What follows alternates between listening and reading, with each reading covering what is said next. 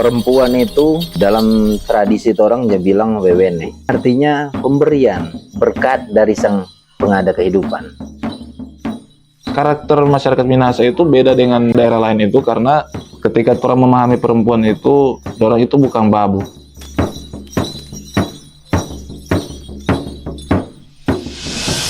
Kalimat-kalimat berikut sudah tak asing didengar oleh telinga perempuan.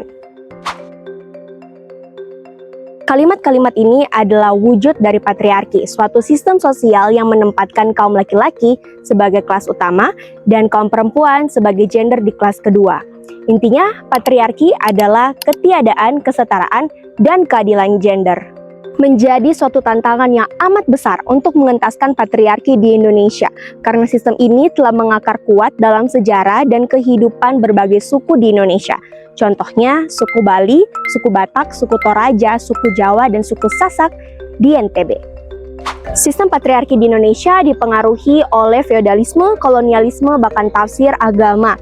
Dan dampak destruktif dari patriarki adalah diskriminasi, subordinasi, pembatasan ruang dan hak gerak perempuan, serta kekerasan yang terus berulang. Namun, berbeda dengan kebanyakan suku, ada satu suku yang memuliakan dan menghormati perempuan, menempatkannya sebagai pusat kehidupan.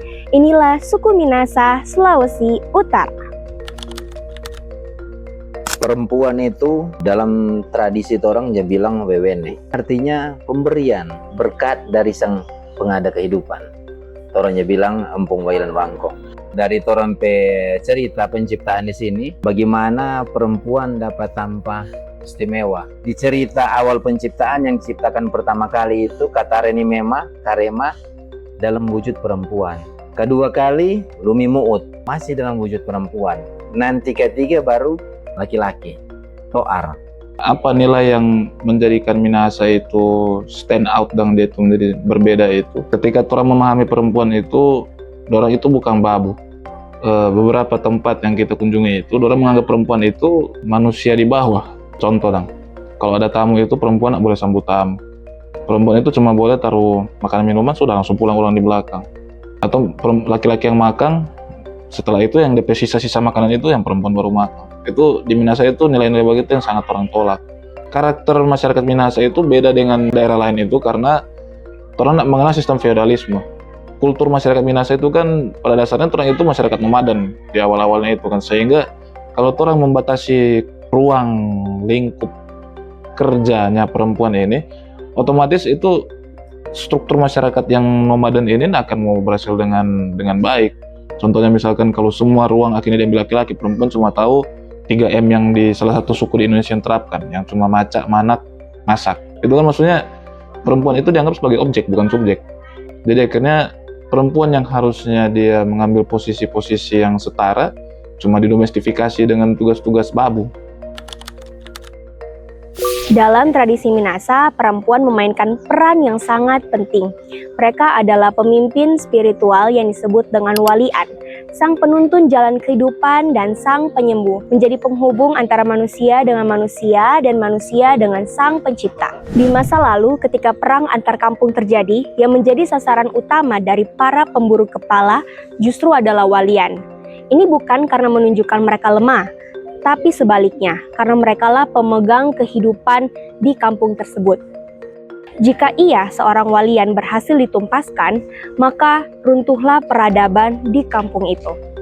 Di tengah arus modern yang semakin deras menggerus adat, saya berkesempatan bertemu dengan satu sosok yang masih menjaga budaya ini, seorang walian terakhir di kampung Warembungan, Oma Rosa. 40-an, 50-an tak sobat tolong orang sampai ini semua 85, tetap orang cari. Kita cuma urus. Iya, cuma ada orang datang minta Mbak Oma, Oma sopi pipa dokter nak mau hilang pesan. Saya cuma ambil minyak sapu-sapu urut padang. Mama mantu katu. Kalau Mbak uru ada DP bisa. Yang ada mau doa adik-adik jatuh, ada doa adik batuk, bapak ke. Dorang mesti datang suruh rupa kita. Ini bilang tradisi dari dulu semua ini. Orang-orang itu ketinggalan. Nah ini tuh bilang kebudayaan. Kita dataru kira ya itu sama dari Tuhan. Iya toh. Dia dah kasih domlang, dah kasih talenta Pak Oma. Tiap kali kita berdoa Tuhan supaya Tuhan kasih baik orang saja tolong. Saya bilang, Oma biar Oma dah pakai tuh kebudayaan, tapi tiap orang Oma tolong orang atau Oma mau tidur bangun selalu Oma cari Tuhan kasih baik orang saja tolong. Perjumpaan dengan Oma Rosa menginspirasi saya, menunjukkan bahwa perempuan Minahasa penjaga kehidupan, sebuah warisan yang membuktikan bahwa kesetaraan bukanlah konsep impor, tapi lahir dari akar budaya sendiri.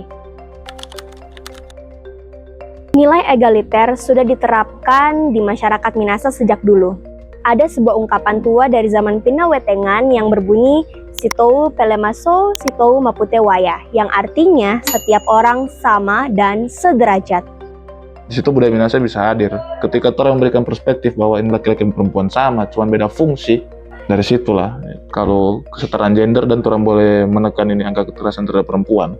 Sistem patriarki ingin meyakinkan masyarakat bahwa perempuan adalah makhluk yang lemah, bahwa kita harus atau wajib untuk tunduk pada laki-laki. Tapi sejarah Minahasa membuktikan yang sebaliknya.